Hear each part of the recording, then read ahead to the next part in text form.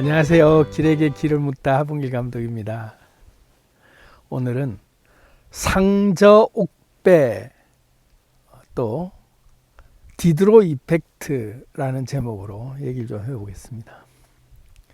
상저옥배라는 고사성어는 한비자라고 하는 그 고서에 나와 있는 그런 내용인데요.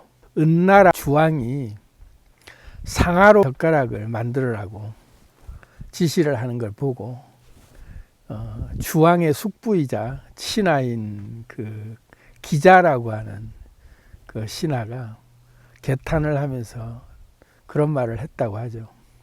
아, 이제 나라가 망하겠구나. 상하로 만든 젓가락 하나를 지는 그 순간 옥으로 된 술잔을 만들게 돼 있고 담을 만한 술도 더 좋은 술을 또 갖추게 돼 있고 그릇도 점점 더 거기에 걸맞는 그릇들, 그러다 보면 또 음식도 거기에 걸맞는 음식들을 더 산해진미를 찾게 돼 있고 점점 더 화려해지면서 옷도 더 거기에 맞는 화려한 옷을 입고 궁궐도 더 크게 짓고 그러다 보면 어느새 백성들 또는 정치 이런 것과는 멀어지면서 주지육림에 빠질 수밖에 없다. 그래서 스스로 미친 척을 하면서 노예로 이제 돼가면서도 앞날을 예견했다 이거죠. 아니나 다를까 5년 정도밖에 안 지났는데 결국은 주왕은 이 주지육림에 빠져서 멸망하게 되는 그런 사건이 생겼죠. 이걸 두고 상저옥배다. 상하 젓가락과 옥으로 만든 술잔. 이게 어떤 의미가 있는가? 뭐 제 생활을 요즘 들어서 얘기를 좀 해보자면 그냥 이 지리산에 온전히 천일의 약속에 초점을 맞춘 포커스를 거기에 맞춰서 살다 보니 이것저것 뭐 필요한 것들이라고는 산에 오르는 데 필요한 것들 뭐 먹는 데 필요한 것들 그 외에는 뭐 최대한 뭔가들을 다 이제 없애고 여기에 맞춰서 집중하겠다 하고 살고 있는데 요 며칠 사이에 또 이 상저옥배가 생각날 만큼 뭔가 이제 슬슬 뭔가 스물스물 저도 모르는 사이에 뭔가 이렇게 그 유혹에 빠져들고 있는 그런 느낌을 받으면서 알아차리겠다 하고 이제 다시 보고 있는데 요 며칠 사이에 제가 프린트를 할 일이 있어서 옛날 오래된 프린터를 막 이렇게 또 끄집어내서 하다 보니 안 되더라고요. 그래서 잉크가 이게 없는가 하고 또 잉크를 또 주문을 해서 무한 리필 잉크를 막 주입을 해보고 온 손에 다 잉크 범벅을 묻혀가며 했는데도 불구하고 또 프린터가 안 돼요. 그 과정에서 아, 이게 프린터가 고장이 났나? 프린터를 또 새로 사야 되나? 막 그러고 있다가 문득 생각이 드는 거죠. 어쩌다 한번 쓸 건데 이걸 막 이렇게까지 요란을 떨어야 되나? 그냥 잠시 좀 번거롭더라도 도서관이나 면사무소나 이런 데 가서 그 몇 장 안 되는 프린터 하면 될 일이지. 그거를 이렇게 막 또 뭘 또 사야겠다 하면서 계속 또 이러고 있냐. 옛날 습관이 또 도지고 있구나. 그 생각이 들더라고요. 그래서 이제 묵상을 하게 된 거예요. 옛날에 제가 사업을 할 때도 그런 그게 습관이 있었거든요. 툭 하면 야 사. 뭐 조금만 뭐 좀 그러면 야 사. 빨리 사. 그냥 툭 하면 사가 이제 버릇이 돼가지고 한두 번 쓸 장비들도 다 사버리고 야, 그거 몇 번만 쓰면 본전 나오는데 사. 근데 결국 한두 번 쓰고 더 이상 안 쓰고. 근데 비싸게 사다 보니 그 장비를 또 보관할 또 공간도 더 필요하고, 그걸 운반할 차도 또 필요하고. 그래서 장비를 샀는데 그걸 또 운반하려고 또 2.5톤 탑차를 또 막 사고 점점 더 커지더라. 딱 상저 옥배가 그 꼴이죠. 막 한때는 또 목공이라고 할까, 인테리어 뭐 이런 그 DIY인가 뭐 그런 거에 꽂혀가지고 폐교를 하나를 좀 이렇게 그 인수를 해서 그거를 이제 좀 꾸며 보려고 혼자 이것저것 좀 만들어 보려고 첫 시작을 강아지 계집을 하나를 먼저 지어보자 하고서 계집을 짓기 위해서 막 이제 목공 공구들을 막 이것저것을 샀는데, 막 전문 목수들이나 막 쓰는 그런 그 평판 선반 톱 선반 그 대라든지 막 용접기부터 시작해서 컴프레셔부터 막 온갖 걸 다 막 사대더니 결국은 계집을 짓는 걸 한두 번 좀 이렇게 뚝딱거려 보다가 안 되겠다 하고 그냥 나가서 샀다. 짓는 걸 포기하고. 그러고는 그 장비를 결국은 쓰지도 않고 계속 먼지만 쌓이고 있고 막 거미줄 쌓이고 있다가 어디로 갔는지도 모를 정도로 나중에 다 이제 그 기억도 안 나요. 어떻게 처분됐는지.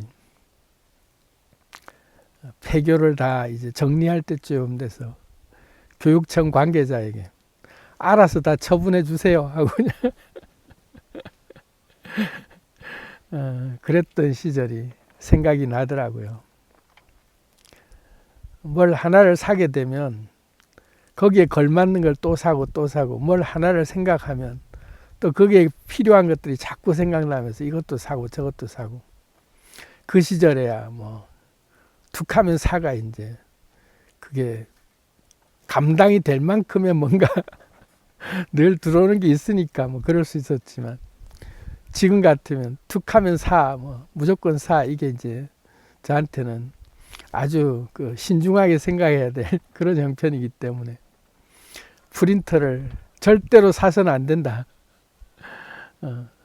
절대 반대다. 막 그렇게 써가면서 필요 없는 것들을 한두 번 쓸 것들을 무작정 사대는 습관은 이제 그만하자. 이제 그 생각에 이제 묵상이 들어간 거예요. 그냥 단순히 뭐 이것에 대해서 뭐 안 사면 되지 이런 게 아니라 뭐 미니멀 라이프에 대한 묵상부터 곰곰이 이제 생각을 해본 거죠. 상저옥배라고 하는 말의 본질적 의미에 이제 더 한 번 더 되새겨 보면서 상하젓가락을 만들고 그걸 갖춘 순간 옥으로 된 잔을 또 구비하고 싶고, 점차 그것과 관련된 것들 하나들 거기에 격에 맞게 또 늘려가는 게 점점 더 확장될 수밖에 없는 게 나라가 망하게 되는 그런 어떤 징조다 이렇게 볼 수도 있지만, 또 견미지저라고 하는 그런 그 고사성어가 있어요. 작은 것을 보고 장래 나타날 것을 예측한다 이런 뜻인데, 사기에 나오는 얘기인데, 송미자세가라고 하는 그 사기에 나오는 그런 내용인데요. 작은 것, 아주 작은 것 하나만 봐도 장래 어떻게 될 건지라 예측이 된다. 노자도덕경의 52장에 이런 말이 있어요. 견소왈명이다. 수유왈강이다. 이런 말이 있거든요. 견소왈명, 이 말은 작은 것을 볼 수 있는 것을 밝음이라 하고, 수유왈강, 이것은 부드러움을 지키는 것을 강함이라 한다라는 말인데, 작은 것을 볼 수 있는 것을 밝음이라고 한다 할 때 우리가 통찰력, 본질을 꿰뚫어 보는 눈, 뭔가 정확하게 미세하고 세미한 어떤 초감각적 지각 같은 그런 것들을 읽어낼 수 있는 해안 통찰력이 어디서 오냐 하면 작은 것 안에 들어있는 전체 큰 맥락상이 어디로 흘러가고 있는가를 정확하게 꿰뚫어 볼 수 있는 눈이 이제 있을 때 이게 작은 것을 볼 수 있는 밝음이 되잖아요. 견미지저라고 하는 작은 것을 보고 장래에 나타날 것을 예측할 수 있다 할 때 그저 내가 상하젓가락을 안 사야 되겠다.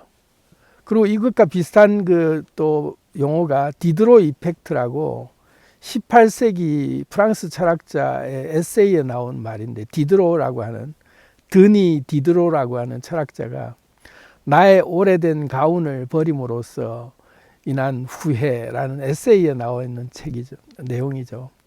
디드로 이펙트라는 말이 이제 여기서 이제 나온 말인데 자기가 친한 사람으로부터 가운을 아주 고급스러운 가운을 선물을 받았는데 그 가운을 거실에 이렇게 걸어놓고 보니 그 가운이 유독 너무 화려하다 보니 그 가운하고 어울리는 그 옷걸이나 가구들이 이제 좀 뭔가 교체가 돼야 되겠다 하고서 하나하나 바꾸다 보니 점점 집안 전체가 다 바뀌고 있고 낡은 가운을 버림으로써 아주 고급스러운 가운을 얻은 게 좋은 거라고 생각했는데 낡은 가운일 때는 낡은 가운이 온전히 자기 것이었고 자기가 주인이었는데 이 고급스럽고 화려한 가운은 자기가 주인이 아니라 거기에 자기가 예속돼 버렸다. 가운이 더 이상 자기를 자기가 주인이 아니라 자기를 섬기게 만들더라. 뭐 이런 내용의 그 에세이인데요. 뭐 이러저러한 묵상을 이제 같이 하게 됐어요. 그러면 지금 내가 이 프린터 하나 가지고 고작 이렇게 내가 생각하고 있는 이게 이렇게 뭔가를 키워서 생각할 일인가? 아니다. 견미지저다. 작은 것을 보고 장래에 나타날 것을 예측할 수 있어야 된다.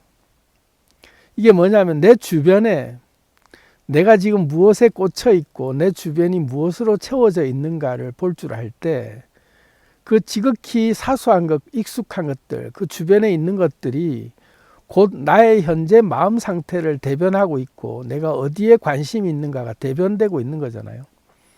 무엇을 주로 생각하느냐가 내 주변에 있는 물건들에서 다 드러나게 돼 있는데 무엇을 내가 자꾸 사고 싶어 하고 무엇을 가까이 하고 있는가를 가만히 들여다보면 장래 내가 무엇으로 어떻게 흘러갈지가 보인다. 상하젓가락 하나 만들라고 한 그 말 속에 나라가 망하겠구나를 직감할 수 있는 그런 것이 보이는 것처럼 견미지저라는 지혜를 우리가 좀 이 시간에 같이 좀 묵상해보자 이런 차원에서 말씀을 드리고 있어요.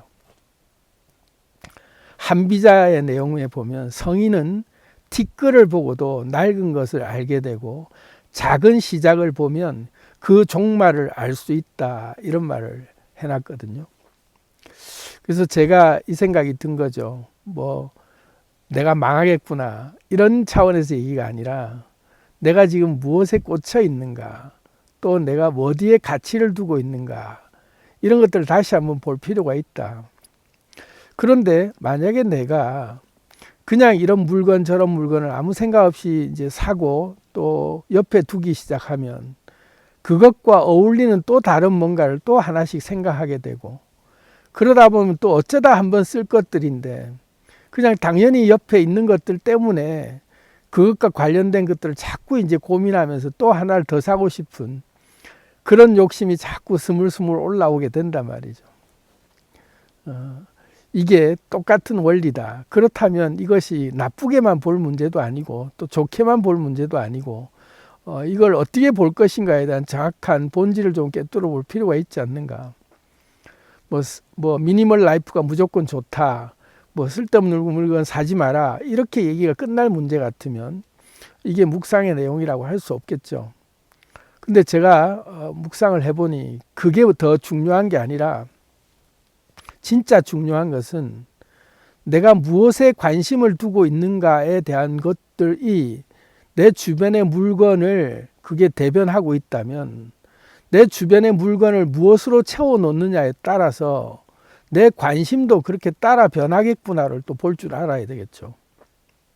그러니 내가 지금 관심 있고 내가 목표를 향해서 뭔가를 내가 매진하고 있는 일이 있다면 내 주변의 물건들을 그것과 관련된 것들로만 다 채우고 그것과 관련 없는 것들을 싹 치워버려서 내 눈에 보이는 것들이 딱 그것들만 보이도록 그렇게 환경을 테라포밍을 해놓으면 온통 나는 그 생각에 빠져서 계속 그것과 관련된 생각, 그것과 관련된 것들만 확장시키려고 하는 생각이 또 자연스럽게 펼쳐진다는 걸 우리가 이때 좀 이제 알면 지혜를 쓸 수 있겠다 싶은 거죠. 환경을 테라포밍 한다는 게 그만큼 중요한 거예요. 그래서 성공한 사람들의 책상을 보면 깨끗해요. 항상. 아무것도 올려놓지 않죠. 그 어떤 집기도 없이 그냥 책상 그 자체만 딱 두고 딱 그날 필요한 것, 딱 당장 내가 해야 될 그것만 딱 올려놓고 딱 끝나고 나면 또 깨끗이 치우고 항상 깨끗한 마음으로 딱 그 순간에 필요한 그것만 딱 꺼내 쓰고 필요 없는 것들은 눈에 안 띄게 한다. 왜냐하면 우리의 인지 조절이라고 하는 늘 이것저것 판단하고 생각하게 만드는 우리의 작업 기억을 게이팅을 할 때 눈에 자꾸 띄는 뭔가들이 옆에 있으면 신경을 자꾸 분산시킬 수밖에 없고 괜히 쓸데없는 것들이 옆에 자꾸 있다 보면 그것 두고 이걸 내가 왜 샀지 또 이거에 필요한 게 뭐지 생각이 생각을 꼬리를 물고 계속 딴 생각으로 이어가게 만들면서 생각이 자꾸 산만해지죠. 그런데 아무것도 없이 딱 필요한 물건 그것만 딱 곁에 뒀을 때는 오로지 그것 외에는 생각할 게 없어지도록 물건 정리를 다 없애버리고 깨끗하게 만들어 놓으면 오로지 그것만 향해서 생각이 꼬리를 물게 할 수 있다.